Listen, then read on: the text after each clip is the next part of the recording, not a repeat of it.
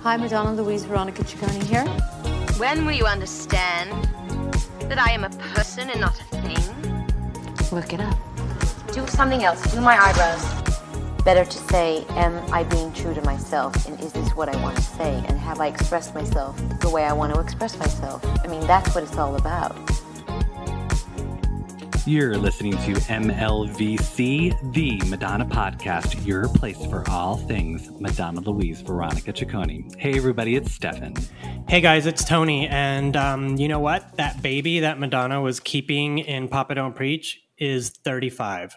So, oh my God. And we have not aged a day. No, not even. I'm still 13. So as everyone knows or should have known, this past May commemorated the 30th anniversary of the release of Madonna's groundbreaking and insanely iconic documentary, Truth or Dare. New York Magazine's pop culture blog Vulture recently published an article titled The Oral History of Madonna's Truth or Dare, written by journalist Matthew Jacobs. And today on the show, Matt is joining us. Welcome, Matt. Hello. Thank you. Hi, for Matt. having Welcome. Me. This is so fun. It's my dream to talk about Truth or Dare. I know, right? I would be remiss if I didn't say that yours was the first article to come out, and now there's a slew of them, right? From different reputable journalistic institutions, but I think yours is the best. I'm just going to say that now. Thank you. Yes, we specifically timed it to beat the date of the anniversary in hopes that we would get ahead of whatever the other coverage is, knowing that every 5 years there's an onslaught of Truth or Dare memorabilia out there on the internet and beyond. But thank you very much. Well, Dirty 30 is that's a big year, It's yes. You knew that people were going to be putting that out, and yeah, we're going to get to a little bit of Truth or Dare a little later in the program. Matt, how has your pandemic been treating you? Is that your workspace that I see you sitting in? Yes, I've spent the past, I guess we're at what month? 15? 500,000 and 17,000. Yeah. In a studio apartment with my boyfriend in New York. So it's been a journey, to say the least. I'm still here working in my little corner in front of a nice brick wall and a window, and my boyfriend works on the other side of the apartment. And we've, coexisted pleasantly in spite of the limitations, I suppose. So can't complain too much. Really. Nice. Yeah. Well, hey, we've all made it through. That's what counts. We're on the up and up. Tony, how is everything in your world going these days? Oh, I have no idea. Just working all the time. I, have been working since we went into lockdown. I need a vacation. How are you doing? Things are kind of crazy. The apartment I live in has been sold, so I have to move for the first time in 13 years. And let me tell you, people, you do not realize the amount of crap that you collect in closets and drawers. And I am starting to purge, and I'm just let's start fresh. Get rid of some stuff. I mean, my couch is falling apart, so that's hitting the curb. But I don't quite know where I'm headed just yet. I have a pseudo sublet, but if anyone has a sublet or an apartment for rent that I can afford for super cheap, please let me know. And but most exciting, super excited. I can't tell you what project it is, but I'm going to be on set of a very famous television show. Emmy award-winning show. Emmy award-winning television show. I'm super excited. It's crazy the amount of COVID tests I've had to have in order to get on this set. I will say it is not the new Sex and the City show. I want to be on that show, but it is not that. It is not that show. So, but once I'm on it, once it airs, I think probably next year, trust me, you'll hear all about it. I'll be like, look, there's my arm. I'm just doing background work. I'm not a guest star or anything. I have no lines. Well, yeah. You got to start somewhere, right? Yeah, and that's how a lot of people got discovered. So right. Look at tons of people. Yeah. There's tons of people. You name them. I was going to say Bradley Cooper. Look at Bradley Cooper. He was, on Inside the Actors Studio, and now he's, Oh, that's right. And look at him now. Academy Award nominee, right? He didn't win that award, did he? No. Did he? He didn't win. No, okay. Well, he was good, though. I liked him. He's been nominated a lot and never won, actually. Not yet. He's too young. It's Well, since this is not a Bradley Cooper podcast, I am going to go ahead and give Matthew a short introduction. Matthew Jacobs is a culture writer in New York City who covers movies, TV, and sometimes Madonna. Matt's work has appeared in Vulture, The Cut, Rolling Stone, Huffington Post, and many other publications. Welcome again, Matt. Yeah, thank you. I love when I saw your article. I'm like, we need to have him on the show. Well, I've listened to the podcast for a while because I love all the deep dives that you do with the various dancers in particular who have toured with her. I just go crazy for all those anecdotes. So it's an honor to be here, especially to get to talk about what really was a dream project for me. Right. This deep dive on Truth or Dare. That's the assignment you want to get at work. Yes, exactly. If your boss is like, what are we going to cover this week? It's like, Truth or Dare? Absolutely. Sign me up. I wondered when I first started with it whether there was really anything left to say about the film, because like I said, every 5 years, you can Google and find from the 25th anniversary, the 20th anniversary, interviews with Alec Kashishian, with various other folks involved with the film, various think pieces and essays and look backs on kind of like what the film's legacy is. And I just wondered, is there something left to say about it? And so I decided to say everything about it. My goal was to write the Truth or Dare piece to end all Truth or Dare pieces, so to speak. And so I'm glad that it's been well received. That makes perfect sense because, for the 20-year anniversary, we didn't have Strike Oppose, the documentary. That's right. So there was a whole other suitcase of story that got unpacked between 20 and 30 years. That's really true. Yeah. Okay, but before we go any further down the yellow brick road of Truth or Dare, I do want to do a little bit of This Week in Ciccone, not too much, but Matt, can you, in your best journalist voice, can you give us and now This Week in Ciccone? And now This Week in Ciccone. Now, I don't know what she's been up to this week because I haven't been on Instagram, but I hope someone took her phone away. Well, as you know, Tony, she's still working on the Madam X DVD. That seems to be, I think, her project for 2021, for the foreseeable future. Mike Dean's still smoking copious amounts of weed. However, it did appear that she's filmed something. She had a team of people. It looked like she was in a studio. She was wearing some of those clothing. Now, some people are theorizing maybe she was filming a part for her video for her boyfriend's album. A video for her boyfriend.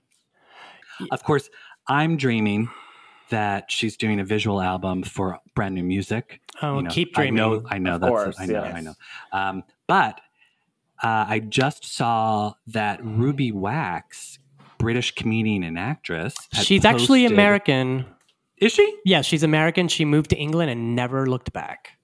Oh, so she's like Gillian Anderson. She sort of has she goes back and forth. Yeah, so she's got sort of like a British affectation when she's in London, but when she comes you to never know America, which accent is going to come out. Exactly. Which was also true of Madonna at one point. Yes. Okay, so sorry. Ruby Wax, sometimes British comedian and actress. She posted a shot of her recently. Today, I think it was today on Instagram or whatnot. But behind her on TV was a shot from her 1994 interview with Madonna. And the caption read, "Big announcement coming soon." So either she's trolling Madonna fans just for fun, or maybe her and Madonna have reunited for another interview. Maybe that's what Madonna was getting gussied up for. I don't know. I'm curious. Tony, you've mentioned that Ruby Wax also does script writing. Well, yeah. Ruby Wax famously wrote for Absolutely Fabulous and, other British, comedy shows. But I don't know. I think it's kind of a stretch to say that she's suddenly a screenwriter working on Madonna's movie, Imagine, but suddenly Madonna's biopics like a rom-com. You know, she's just like the whole concept's changed, and desperately seeking Madonna. Where's our favorite pop star? You know, who knows where it's going? You know, my question is the question that I ask every week, every day, every hour. Where the hell is Madam X? I know. I'm just gonna leave it there. You know. Did you get to see Madam X, Matthew? I did. I saw it at... Oh, that's right. I saw your really good tickets. Yeah, you said... Yes. I was very serious about that lottery, that wild lottery system that her team did for it. I saw it pretty close up at the Brooklyn Academy of Music in Brooklyn. Yeah, what a wild... I'm glad that she did a theater tour finally, because she had talked about it for so long. In fact, Vincent Patterson, who choreographed Blonde Ambition, told me that they had been talking about it as early as then, as just like this kind of thing in the offing that maybe she'd get to at one point. So yes, I did see it. And 30 years later, she did. 30 years later. And so yes, I would like to get this DVD before the year is out. For Christmas. Yeah, right. Madonna for the holidays. Yeah. I mean, you know, my whole thing is that you need the tour film to end the era. Then we can all to exhale and then go on to the next thing. But exactly. And the era feels so protracted at this point. I mean, especially with the pandemic, Madam X feels like a lifetime. Oh God. I mean, 2020 is sort of like a lost year. It was as if we all sort of fell into either a coma or a black hole or both. And we've sort of like now come through the wormhole. Like we're Jodie Foster at Contact, and we're trying to get everyone to believe that we were gone for 18 hours. And everyone's like, bitch, you fell through the hole into the water. It was 2 seconds. You know, you didn't go anywhere. That's what Madam X is becoming. It's Jodie Foster in Contact. But I'm beginning to think that I imagined Madam X.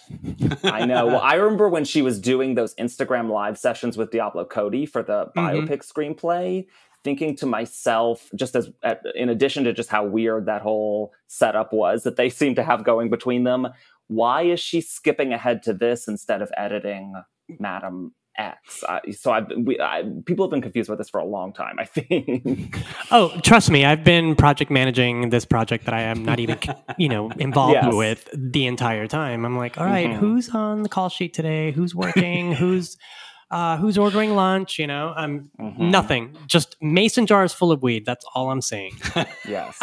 I just hope that it's not going to be as over edited as her most recent stadium tour. Exactly. From your mouth films have been. I know. Yeah, that's actually been what everyone that I've talked to about this, that's their wish, just let us see it. Let us see you perform. Let it will be, for God's sake. Yes. I mean, isn't that the whole point of doing this intimate version of what you're so famous for doing? And don't bungle it now. Exactly. We don't need to see. I want Madonna Palm Springs, not Madonna Vegas.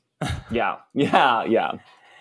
Calm, cool, just buy a pool. I want some just nice and easy, Madonna. Yeah, she's putting too much pressure on herself, and I think that if she just let it go a little bit, everyone would let it go a little bit. I'll be curious once it all finally comes out. Once we finally get it, we'll either be like, that was amazing, it was worth the wait, or we'll be like, why did that take so long?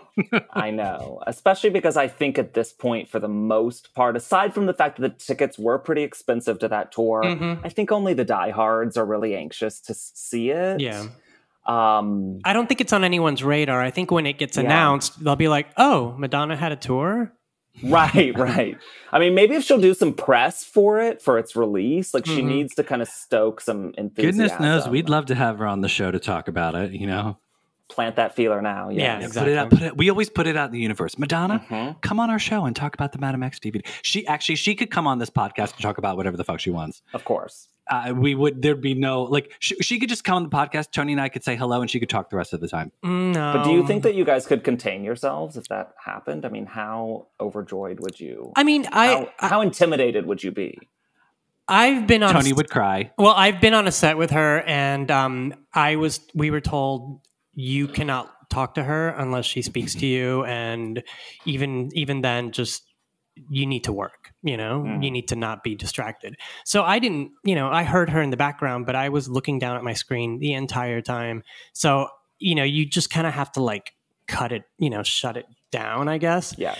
But I'm thinking, I always think like, if you did have a chance to talk to her, I would only talk to her about her movies, which is weird, but that's... Oh, I would love that. Yeah. Like, I just want to get like... The movies she was acting in or the movies she's directed? No, everything about film, because I feel like she's a frustrated, actress, and there's so much there that I would rather talk to her about than about dancing. You know what I mean? She'd probably be down. She'd be down for that. Mm-hmm. Yeah, I think she would appreciate that. It's the one thing that nobody seems to really ask her much about. More. Put that little feather in your cap, Tony, so that way if we ever do get her on the show, we can be just like, Madonna, we don't want to talk about your music. We just want to talk about your movies. Yeah. She'd be like, what? Why? I hate looking back. Yeah, of course. I did interview her in 2015 when Rebel Heart came out when I was working at the Huffington Post, and it is the most, I've interviewed a lot of celebrities in my life, and obviously I've never been as just like shaking in my boots, intimidated as I have walking into that room. I was like, I did not know about this before we had you invited you on. How did you tell us all about this? Yeah, start now. So I interviewed her at the record label's offices in Midtown Manhattan. In person? In person, yes. Oh, Jesus. I had 30 minutes in a room alone with her and Liz. No pressure. Yeah, I seriously. know. There was a... what do you call it? Like, did you wear diapers? Yeah, I should have. She offered me a red vine when I walked into the room, the candy that's similar to Twizzlers. And of course, you're not going to say no to Madonna offering you anything, but I'm also trying to conduct an interview, so I couldn't really chew and talk at the same time. So I took one bite from the red vine and then just held it in my hand for the rest of the duration, I think. Amazing. I would have been like, I'm sorry, I prefer Twizzlers. But she was, she was in a little bit of a mood because the album had leaked. And so she was doing a lot of her press cycle was in response to kind of having like pushed up the release and handled all the leak stuff. And she was a little sensitive about recounting all of those details. And if anybody left a room with Madonna and said, oh, she was so lovely, I would say, who did you just sit with? So it's not that I had that experience with it, but it was a fascinating and eventful, experience for me. Did this happen before or after the Brits Award Incident?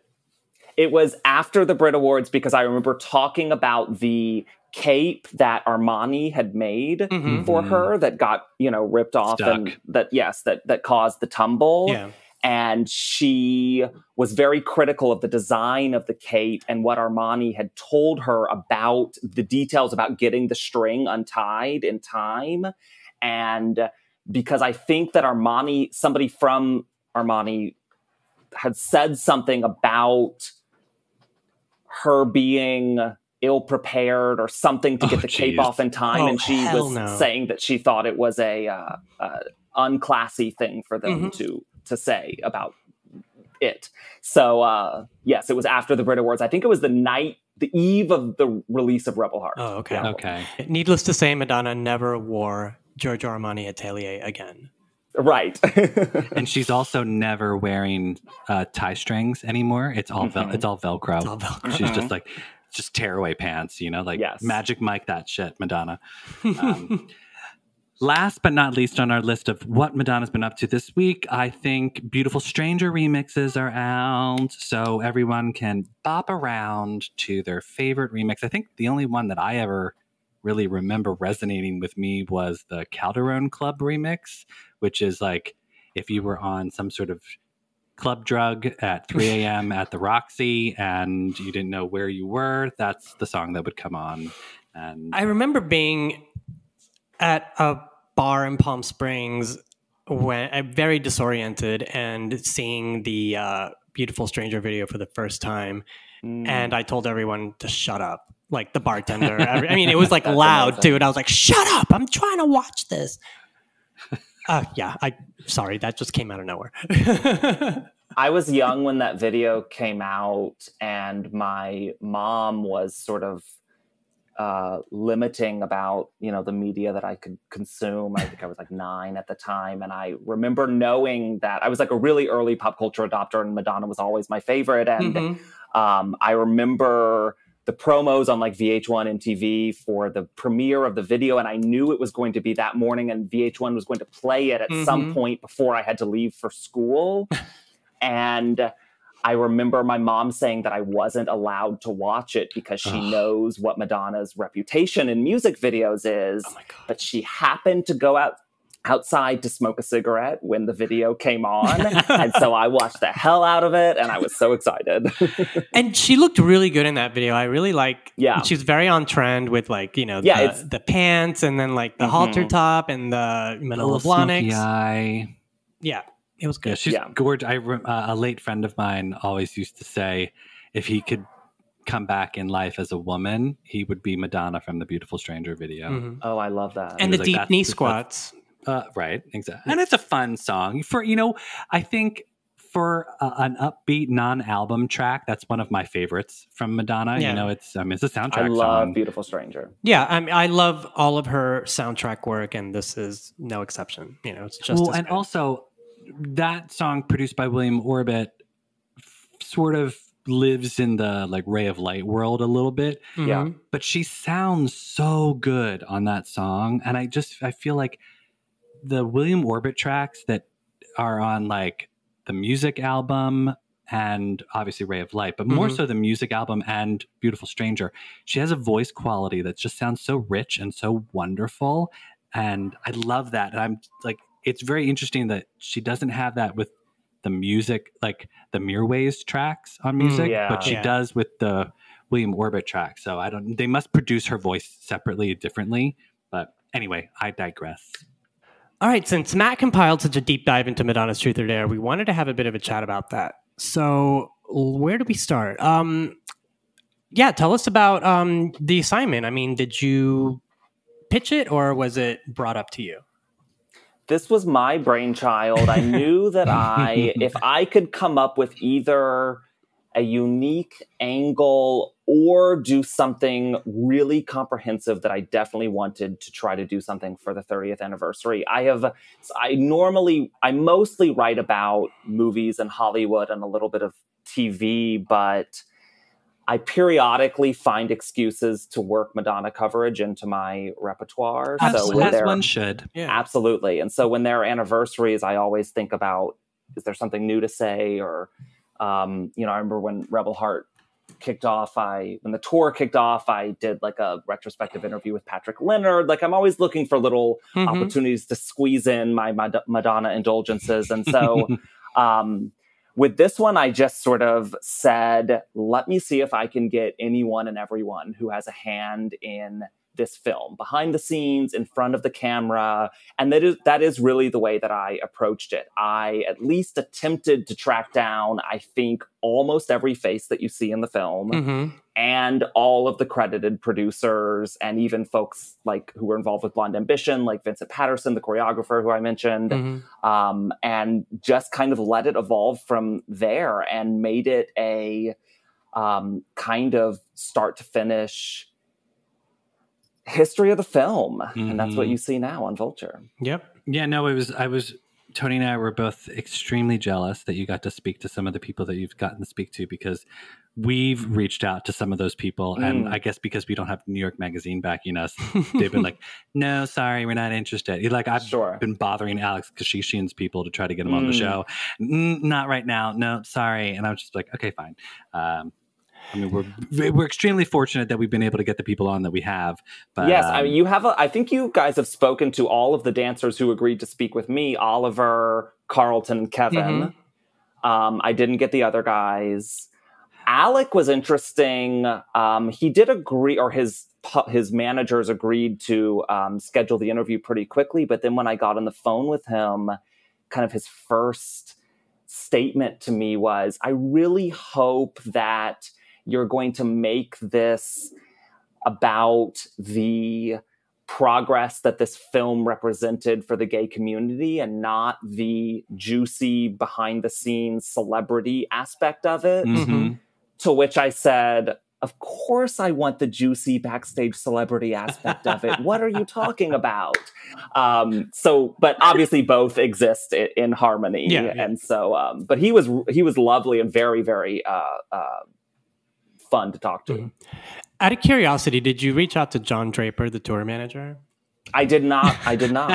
Because he turned me down. Tony was really upset over that. Well, I did not. I didn't go that deep into the Blonde Ambition lore just because I knew the Blonde Ambition section was going to be short. So I was just like, just give me a couple folks but go on. No, it's just that John Draper's, he stuck out from the beginning and it became kind of like an inside joke with me and a lot of people. And it's like, I want to talk to that guy, but he was, as I mentioned on the show before, he was very nice. He wrote back, he's like, I live upstate. I haven't worked in music in 25 years. That tour was amazing and it changed everything, but good luck. I was like, all right. You know what? Now that you say it, I do remember his name being on my long list of people to reach out to. And I either couldn't track down an email address or I'm not sure where the breakdown there was, but yeah.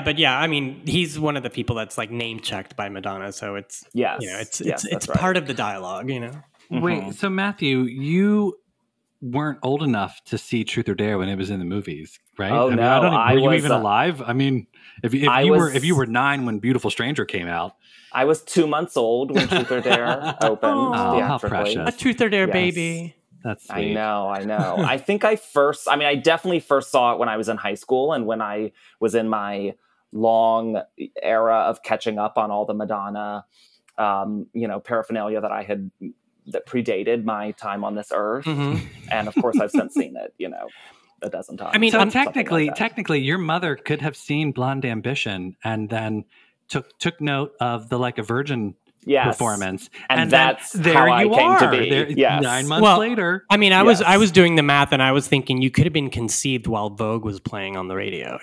Right, absolutely, yeah, that is absolutely possible. I assume had that happened, that my mother would not have been so resistant to me consuming Madonna imagery. But it is a great thought. Mm-hmm. Yeah, let's just go with that. Wait, so when did you first see Truth or Dare then?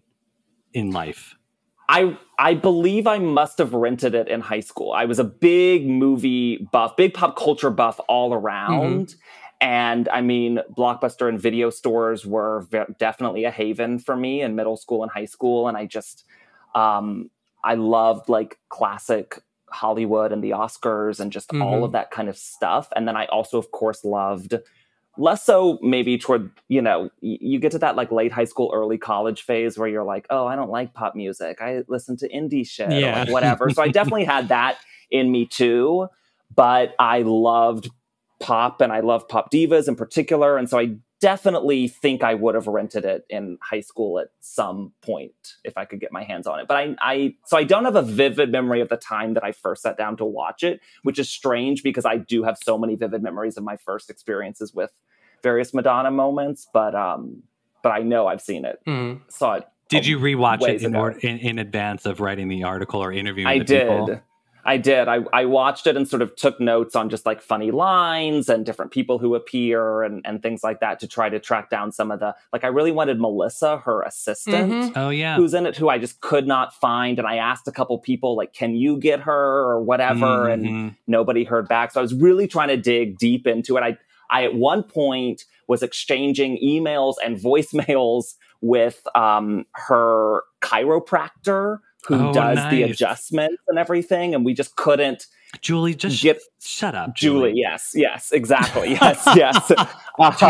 Just tune it out. Stefan, you say that all the time. And like the first couple times I heard you say that, I didn't make the connection. I was like, who the hell is Julie? And why is he always talking about her? I don't know who Julie is. Julie's not the chiropractor. No, but she's just some there. girl in the background. And she's like, Alec, no, you can't feel me getting an adjustment. And you hear the voice. She's like, just tune it out. And she's like, Julie, shut up, Julie. Julie is the masseuse, actually. Oh, okay. I self-correction. Yeah, not the chiropractor, the masseuse who kind of hovers in the background, and she was willing to talk, but we just couldn't make our timing work by my deadline. You know who people are always telling us, you should get Moira McFarlane on the show, and I was like, we would love to get another Moira. dream. I tried to find Moira. Of course, tough. I tried to find Moira. I tried to get Christopher, her brother. I found an email address for Christopher that went unanswered. Warren Beatty. I tried Warren Beatty, of course.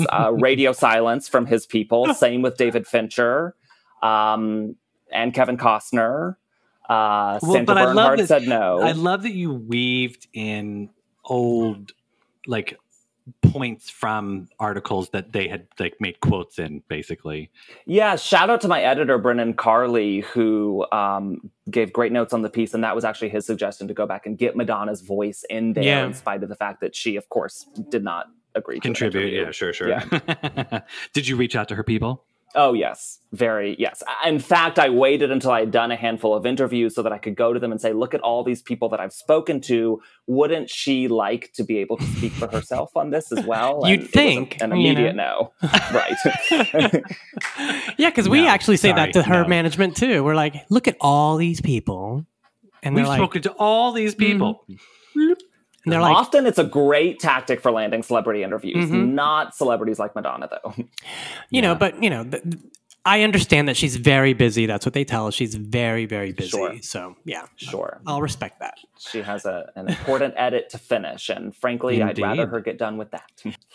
Yeah, maybe once she's done with it, then she'll have some time. Yeah. I mean, I don't know. I feel like she doesn't really care that much about Truth or Dare at this point because, I mean, when she was at the MoMA and she spoke at, it was the 20th anniversary, she's like, I don't even own this movie. She's like, I have to buy clips from this film if I want to use it in my work. She's like, basically she was just kind of like letting it go, but she still did show up at the MoMA, Right, I remember that. That's so funny that she would say that she doesn't own it because, of course, she has an archive. Where I remember asking her when I interviewed her where she keeps the sex book.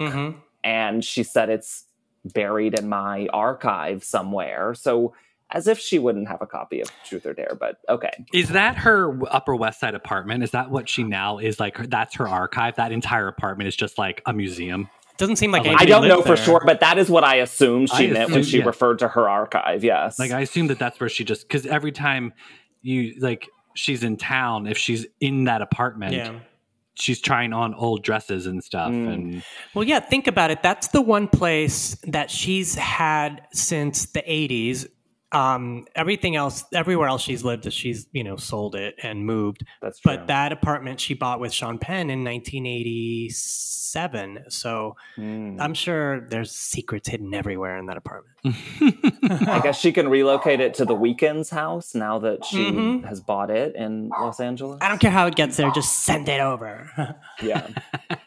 Listen, I'm sure Madonna's a very nice lady. I just sometimes like to take that stance that she's like, cracking that whip, She's very business, I'm sure. Yes. Well, so wait, other than the people that we mentioned, was there somebody else that you thought, we need to have this person in order to tell the story of Truth or Dare, and you just weren't able to get them?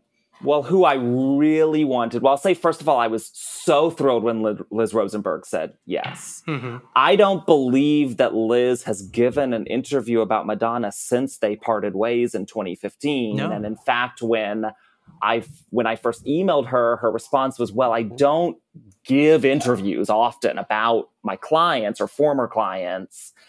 But who do you have participating? And I gave her the list and she said, okay, I will rewatch Truth or Dare, which I have not seen since it first opened. Wow. And I will agree to talk to you. So she watched it the night before we talked, and that was interesting to hear her recollections of it. But in the similar camp, who I really wanted, of course, was Freddie DeMann, who Alec and the producers insisted was adamantly opposed to Truth or Dare, and who also I don't think has given an interview about Madonna that I can recall in a long time. No, ever. He retired and never. He must have a really tight NDA. Yes, I bet. Well, so I emailed him. I found an email address for him. I sent him 3 emails that went unanswered. And then I finally said, would you just answer some questions via email if you don't want to do a phone conversation? Smart. And he responded and said, maybe, period. Freddie. So I just went ahead. I just went ahead and typed out, I think 6 or 7 questions. Nothing too invasive. It was like, what do you remember about first hearing about Truth or Dare? What was your reaction to it? What do you think of the film today? So on and so forth. And he very quickly responded and said, I do not feel comfortable answering any of these questions. Ooh. Wow. Well, you got close, you know? That's strange. I got close. Yeah. And then I just said, is there anything at all you would like to say about Truth or Dare? And it was again silence. Interesting. So I would have loved to get Freddie DeMann in there. And then I knew this was never going to happen. But of course, I would have loved Sandra Bernhard, who is very much done with talking about her Madonna, you know, trials and tribulations. Yeah, that's why we've never even bothered trying to get her on the show. Of course. Because we're like, she's not gonna, you know. But we've had nice chats with her in person, you know. True. Yeah, I almost ran over her and her dog as I was turning the corner on the 20th Street in Chelsea, and she was crossing against the light, Sandra. I gotta say, I had the right of way. So when she gave me the dirty look as I swerved around her and her dog, I was like, "It's your fault, Sandra." But Matt, one of the big gets that I loved reading, you know, your talk with Vince Patterson, because he's everything. I mean, he created basically the modern concert tour. He really did. Between Michael Jackson and Madonna at the tail end of the 80s and early 90s. Yeah. I mean, we really owe such a debt to Vince Patterson, who's working on a memoir, he told me at this point. So that'll be out, I think, later this year, he said. That's another great. reason why people don't like to do interviews is because they're saving it for their book. That's true. Well, Vince, you can come tease your book on our show. No, he was lovely. He also choreographed the Madonna moment from the Birdcage. That's right. Robin Williams. Yes. That was him. In kind of like an impromptu moment on the set. He had done some work with Robin, and Robin wanted Robin's kind of playing the like straight man, no pun intended in that movie, and he kind of like was begging Mike Nichols for like a funny scene, and got Vince Patterson to choreograph that kind of almost on the fly. And I mean, it's the best part of that movie. Michael Kidd. Well, Luca Tomasini was like literally at his feet, you know? Yes. That's one of my all-time favorite movies. I love. Me too. The Birdcage is so fantastic. I hope they never remake that movie because. Well, it's already a remake. No. It is, but it's perfect. True. But it feels like something that would get some kind of contemporary, like Demi Lovato as in place of drag, Callista Flockhart or something. Yeah, who knows? But So did people just like, were you like inundated with emails and phone calls, and people were like, I love it, because I was seeing your article getting tweeted and shared all over the place. Yeah, I was really thrilled and validated by all the feedback that I got. People really did seem to love it. And I know it did really great traffic for Vulture, which is, I think, a sign that people are still just as fascinated with this era of Madonna's career and Madonna as a human being as they ever have been, despite the fact that only diehards might want to watch Madam X. I was really thrilled. Yeah. Was your editor like impressed? Did he like pull you aside and be like, okay, we're going to do more Madonna? Oh, I wish. I also got very nice. I mean, Alec Kashishian, before I could even send his team a link to the published article that day, sent me this very long text message about how pleased he was with the article, specifically the section about the lawsuit, which tends to get turned into this salacious, gossipy, convoluted sort of thing that I really didn't want to veer into, partly because even with hearing people talk about it on the record, I still feel like there are details about that whole situation that we don't fully understand or know. And obviously it was settled, and so there's only so much that they can say about it, or so they claim. Clear me up on this, because I was reading your article and I was still trying to. I never understood it when I heard about it the first time, but it was the dancers. They were not paid for the movie, even though they were in the movie. So they were paid as part of the tour, right? But as the cameras were filming them, they didn't realize that that's what the footage was going to become, right? And then that movie comes out and makes Madonna and her production company a whole lot of money, but the dancers weren't being compensated, and only a couple of them spoke up.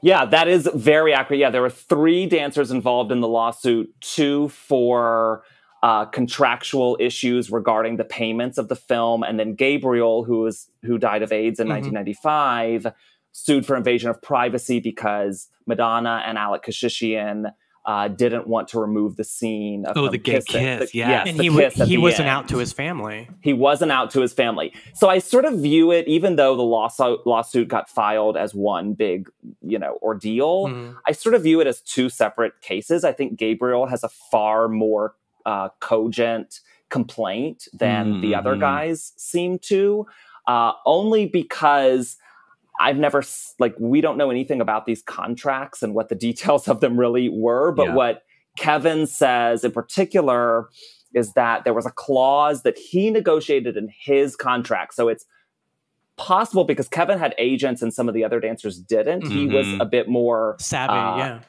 savvy and embedded in the industry than a lot of the other guys were.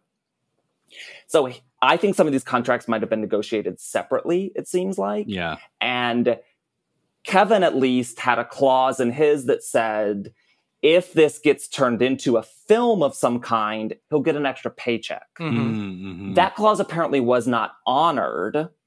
And so that led to his and Oliver's suing for contractual reasons. That Kevin himself admits, Madonna probably never knew that this was in his contract. This was really a business matter between Madonna's business team and Kevin's agents.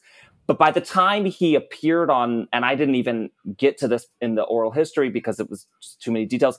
I mean, he did an appearance on Maury at one point, and he told me, and maybe you guys talked to him about this too, he told me that when he was sitting there on that chair, in that chair on Maury, at this time when some of those daytime talk shows were transitioning more to Jerry Springer type vibes, he realized in that moment that he had been set up to become this kind of scapegoat for this juicy celebrity gossip about what a terrible person Madonna is, which was never his intent. And the whole thing just kind of snowballed into this media scandal that it was never really meant to be.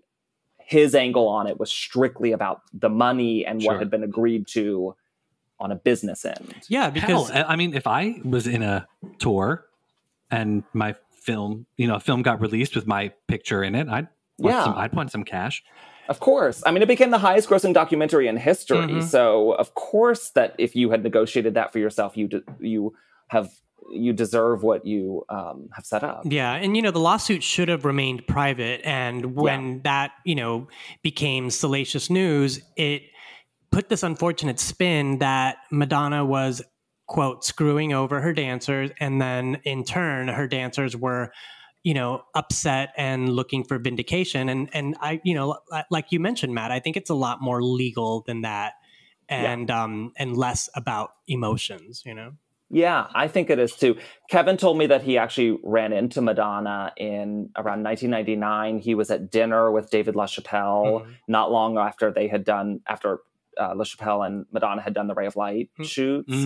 And they were with Sharon Galt, the makeup artist who appears in Truth or Dare, and a couple other people. And Madonna was at the restaurant, independent of them, having dinner with Nas, the rapper.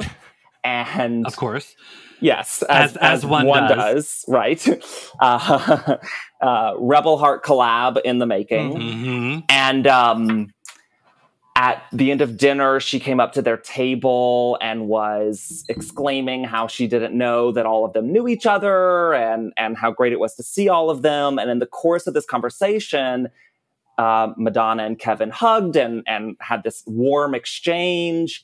And as she turned to walk away, she said, "Bye, Michael." And Kevin realized that she had mistaken him for Michael Gregory from The Girly Show. Oh my God. And didn't actually know who she was speaking to. And in that moment, he assumed she probably realized, oh, this is the guy who sued me. Fuck him. Talk about a beautiful stranger.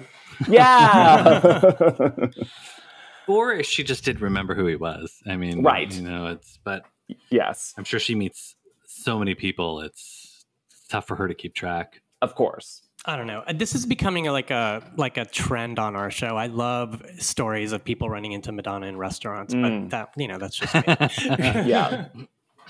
So, Stefan, what do you say? Is it time for my favorite part of the podcast? Well, yes, I think it is. I don't know if this is your favorite part of the podcast anymore, Tony. I think it might be changing. I like it. It doesn't have to be my favorite, but I like it. Yes, I think it's time for a little lightning round. So, Matthew, as you know from listening to the podcast, we do a little quick hit off the top of your head wherever you're at in your Madonna journey right now, without thinking too hard. Favorite Madonna song? Vogue. Favorite Madonna video? Human Nature. Ooh, good one. Favorite Madonna tour? In general, Confessions of the ones that I've seen, Rebel Heart. Okay. And favorite Madonna look, and it could be from a video, a tour, photo shoot, or maybe an article that you wrote. Yeah. I mean, it's hard to beat anything from the early 90s, but just to stretch out of that, because I know a lot of people answer with stuff from around that era. I adore the Mert and Marcus shoot that she did for Interview Magazine in 2010, where she has, of course, all black on, and she's like got the crucifix in her mouth, and she's smoking that glamorous cigarette. I just think that is just such a beautiful shoot. That magazine has been very good to me. I sold it on eBay for $20 last summer. Oh. That's smart. Madonna memorabilia I still increases have my copy. in price. Yeah. Actually, also, I think that shoot is the first time she wore an eye patch, which would, of course, later become a fixture of her most recent era. Yeah.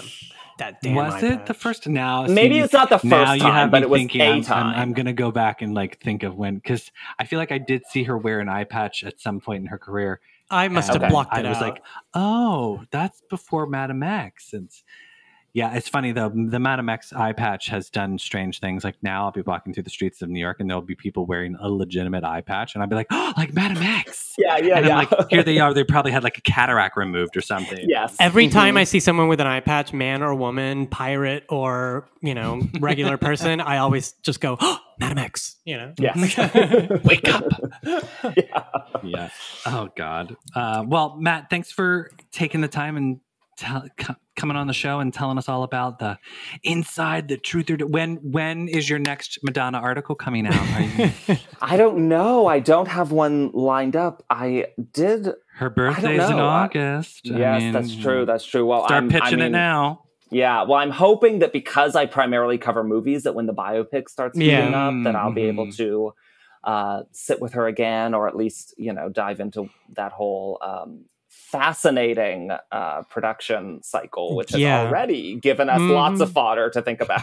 Absolutely. But yeah, Matt, thank you so much for sharing all these stories with us. And you are now considered a friend of the podcast, so feel free to come back whenever you want, and let everyone know Bring where Madonna with you. Yeah, let everyone know where they can find you on social media. You can find me by name on Twitter or Instagram. On Twitter, my handle is Tarantalegra. Probably easier to just search me by name, and same on Instagram. Awesome. And you can find us on Instagram and Twitter at MLVC Podcast. There's a link tree there, so you can look at us in all of our all of our social media presence, and you can also donate to the podcast. You can like and subscribe to the podcast and give us 5 stars on Apple, and share it with all of your fellow Madonna friends and even non-Madonna fans. Maybe we can have a convert in there, but until next time, we will see you guys soon. Thanks, Matt. See you, Thank everyone. you. Bye, guys.